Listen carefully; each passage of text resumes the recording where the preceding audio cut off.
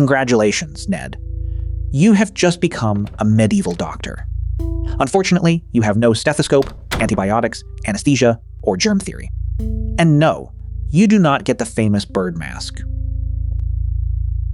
That costume appears roughly 3 centuries after our medieval shift. Today, your protection is confidence, wool, and spectacularly bad luck. Outside, a 14th century English town is already coughing awake. Church bells count the hour while carts grind through yesterday's mud. Your first patient arrives before you have found the wash basin. His family hands you the most important diagnostic tool: urine. You must inspect it, question him, feel his pulse, and predict everything. If your prediction sounds convincing, the family may trust you. If it fails, they may choose another healer tomorrow. Because one medieval doctor was never the whole medical system. A university physician usually diagnosed illness and prescribed a plan. A surgeon handled wounds, fractures, extractions, and dangerous manual work. A barber might shave your face, then open your vein. An apothecary measured ingredients and sold prepared medicines. Midwives and household healers carried knowledge unavailable at universities. Ned has somehow been hired to assist all of them. Your goal is simple: survive until the evening bell. Before treating anyone, a physician needed the right kind of authority. In parts of medieval Europe, practicing without permission could be illegal. Roger of Sicily issued licensing rules as early as 1140. Universities later trained physicians in places like Salerno and Montpellier. Students listened to lectures, disputed theories, and memorized respected texts. Those texts carried ideas from Greek, Roman, Arabic, and Persian medicine. Hippocrates offered case observations and a language for disease. Galen organized anatomy, physiology, and treatment into an influential system. Avicenna's canon helped connect and systematize centuries of medical learning. The problem was not that medieval physicians never observed patients. The problem was the framework used to explain those observations. A fever was real, but its invisible cause remained unreachable. A painful wound was obvious, but infection had no microbial explanation. Books, therefore, guided decisions where experiments could not yet reach. Learning Latin also separated elite physicians from most ordinary patients. Elite training brought status, expensive clothes, and expensive consultations. Poorer people relied more often on family knowledge and local practitioners. Some treatments came from books. Others came from repeated practical experience. Ned has studied neither, but the waiting room is filling. The physician waves you forward and begins with the body's balance. Medieval European medicine imagined health as balance among 4 bodily humors. They were blood, phlegm, yellow bile, and black bile. Each humor carried qualities such as hot, cold, wet, or dry. Blood was considered warm and moist, and linked with spring. Yellow bile was hot and dry, like an angry summer. Black bile was cold and dry, associated with melancholy. Phlegm was cold, matching winter's sluggish stillness. These link-shaped diet, personality, seasons, and medical decisions. A patient could be too hot, too cold, or excessively wet. Treatment aimed to oppose the imbalance and restore a middle state. Hot illness might invite cooling foods, rest, or particular herbs. Cold illness might call for warming, spices, blankets, and movement. An excess could also be expelled through bleeding, vomiting, or purging. To modern eyes, the system looks confident and dangerously incorrect. Yet it gave practitioners a shared language for complicated symptoms. It encouraged questions about diet, sleep, exercise, season, and emotion. That broad attention could make a consultation feel surprisingly personal. But personal attention cannot reveal bacteria you do not know exist. Your task is to locate an imbalance inside the first patient. The physician begins with questions, because instruments are extremely limited. when did the fever begin, and what happened before it? What did he eat, drink, dream, fear, and recently lose? The patient's account becomes the spine of the entire diagnosis. Physical examination may be brief compared with a modern appointment. Still, practitioners observe posture, breathing, skin, swelling, and pain. They compare the story with patterns remembered from texts and experience. The physician touches the wrist and studies the rhythm beneath his fingers. Fast, slow, strong, weak, regular, or erratic all carry meaning. No watch measures exact seconds, so judgment depends on trained sensation. The patient's pulse is fast, but fever already explains that clue. A rash could mean many diseases, just as it still can today. Diagnosis is difficult when different illnesses produce similar visible signs. So, a respected physician must also predict what happens next.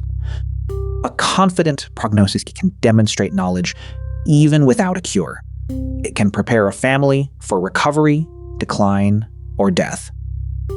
It can also protect a doctor's reputation when treatment changes nothing. Ned copies every serious nod and hopes nobody notices. Then the family produces the urine flask you were avoiding. Its color, clarity, sediment, and quantity now become medical evidence. Your first diagnosis is about to become extremely yellow. The rounded urine flask was called a matula. It became a physician's symbol, much like today's stethoscope. Physicians held it toward light to judge color and suspended material. Some charts divided urine into many carefully named shades. A 1491 compilation famously illustrated 20 different urine colors. Color could reflect hydration, food, bleeding, or genuine disease. But the medieval interpretation returned everything to humoral balance. Cloudiness near the top might receive one elaborate explanation. Sediment near the bottom might receive a completely different one. The flask could seem precise, while the underlying theory remained wrong. Ned notices the sample is dark, and the patient looks dehydrated. The physician instead considers heat, season, temperament, and diet. Then he checks a calendar before choosing the treatment. Astrology was woven into parts of medieval European medical practice. Zodiac diagrams linked celestial signs with regions of the body. Timing could influence whether practitioners bled, purged, or delayed. This feels absurd now, but it once offered order under uncertainty. The physician finally declares the patient excessively hot and dry. His first prescription sounds merciful: water, rest, and cooling food. Then the physician adds one word that changes the room: bleeding. Before the bleeding begins, you must collect ingredients next door. The shop smells of dried plants, wax, smoke, resins, and spices. Shelves hold local herbs beside expensive materials carried across continents. The apothecary scales promise careful measurement, not modern purity. Recipes combine leaves, roots, minerals, animal products, honey, and wine. Some mixtures are soothing. Others are useless, toxic, or unpredictable. The same ingredient can help or harm depending on dose. Unfortunately, exact strength varies from harvest to harvest. Ned is told to grind until the powder feels perfectly smooth. Nobody provides a timer, standardized spoon, or printed safety label. A cooling drink may include barley water and selected herbs. A wound preparation might use wine, honey, cloth, or plant material. Wine on wounds could reduce some microbes without anyone knowing why.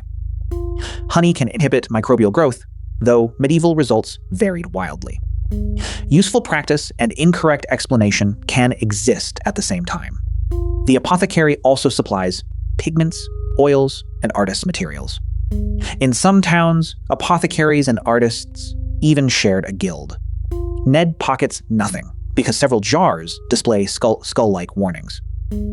He carries the cooling mixture back without spilling a drop.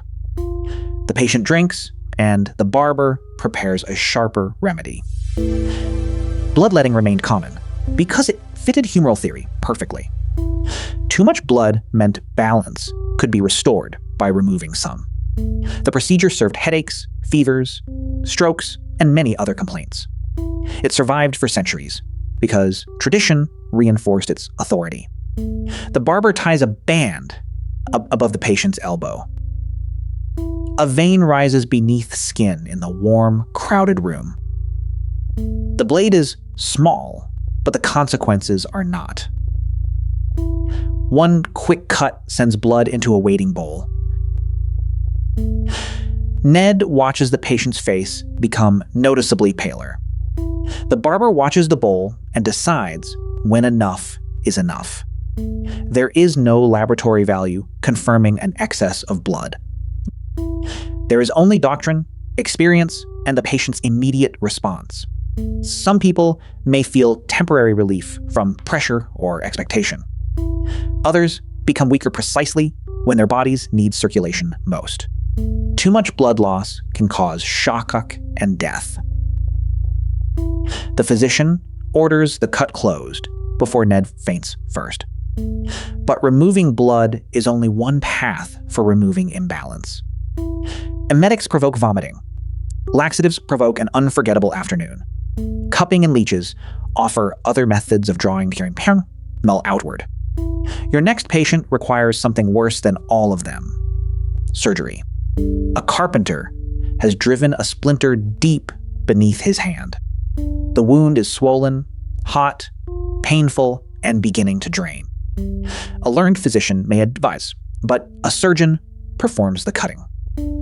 In medieval Europe, surgery usually stood apart from elite medicine. Manual work carried blood, mess, risk, and lower social prestige. Yet practical skill could save lives when theory alone could not. Surgeons treated fractures, dislocations, boils, wounds, and damaged teeth. They also performed amputations, cataract procedures, and trepanation. The surgeon first examines whether the splinter can be grasped. Ned is ordered to hold the lamp and the patient. Pain control may involve wine, opiate preparations, or restraint. Dosage is uncertain, and complete unconsciousness is dangerously unreliable. The patient bites folded cloth as the surgeon begins. A narrow cut widens the wound enough to reach the wood. Forceps close, twist, and pull the splinter free. For one glorious second, surgery looks completely successful. Then everyone remembers the wound can still become infected. They cannot sterilize instruments because microbes remain unknown. The surgeon rinses with wine and prepares a dressing. Your job now becomes preventing a disaster nobody can see. The wound is packed and wrapped, but recovery remains uncertain. A clean cloth helps, yet clean does not mean sterile. The patient's own immune system must do most of the hidden work. Good nutrition, rest, drainage, and luck can improve the outcome. A deeper infection can spread through blood and overwhelm the body. Without antibiotics, that turn may be impossible to reverse. Medieval surgeons therefore learned to respect wounds that looked angry. They drained some swellings and lanced boils to release material. They immobilized broken bones with splints and careful wrapping. That mechanical logic could work because bones still need stability. Dislocations could sometimes be reduced by experienced, controlled force. Teeth were simpler. Grip the problem and pull hard. The extraction might end pain, infection, or the patient's courage. Cautery used heat to destroy tissue or control bleeding. It could stop hemorrhage while causing terrible pain and damage. Every intervention balanced immediate danger against another possible danger. This is not mindless cruelty. It is medicine with severe limits. Patients consented, resisted, negotiated, and sometimes walked away. The carpenter chooses his bandage, his bed, and a hopeful prayer. Ned leaves the surgeon and enters a very different place of care. A medieval hospital was not simply a smaller modern hospital. Many offered shelter, food, prayer, nursing, and care for the poor. Some also housed travelers, elderly people, or those unable to work. A physician might never appear unless wealthy patrons supported one. Monks, nuns, attendants, and servants provided much daily care. Clean bedding, warmth, food, and attention could genuinely help recovery. Most illness, however, was still managed inside ordinary homes. Families guarded recipes and techniques passed through generations. Local women often knew childbirth, infant care, herbs, and nursing. Their work appears less often because institutions recorded elite men. Yet one surviving trial reveals a healer named Jacoba Felici. In Paris in 1322, authorities accused her of unlicensed medicine. Women could not attend the University of Paris medical faculty. Patients testified that Jacoba examined urine and felt their pulses. They said she helped after other practitioners had failed. Her methods resembled licensed male doctors, but her status did not. The court fined her and ordered her to stop practicing. Medical authority therefore depended on institutions as well as results. Ned now understands the system, just as shouting erupts outside. A new patient has a fever and a swelling beneath his arm. The swelling is a bubo, a painfully enlarged lymph node. Fever, chills, exhaustion, and dark skin changes can follow quickly. Modern science identifies the bacterium Yersinia pestis. Infected fleas moving among rodents often transmit bubonic plague. Pneumonic plague can also spread through close respiratory droplets. None of that biological chain is visible to medieval practitioners. They blame corrupted air, celestial influence, synths, or poisoned balance. Smoke, perfumes, herbs, prayer, and flight all become possible defenses. Ned reaches again for the dramatic beaked mask. History removes it, because this is still the 14th century. The famous costume is documented in 17th century plague outbreaks. Your actual protection is distance, cloth, luck, and incomplete advice. Separating the sick can accidentally reduce some dangerous contact. But crowded homes, fleas, rodents, and caregiving keep exposure high. The physician can offer fluids, comfort, prognosis, and little else. Without effective antibiotics, severe plague can kill with terrifying speed. The family asks whether the patient will survive until morning. The physician studies his face, breathing, pulse, and urine again. He predicts decline, then stays long enough to offer comfort. For the first time today, Ned's silence is the correct treatment. The evening bell rings, and Ned has somehow survived. His patients faced medicine that was neither foolish nor scientific.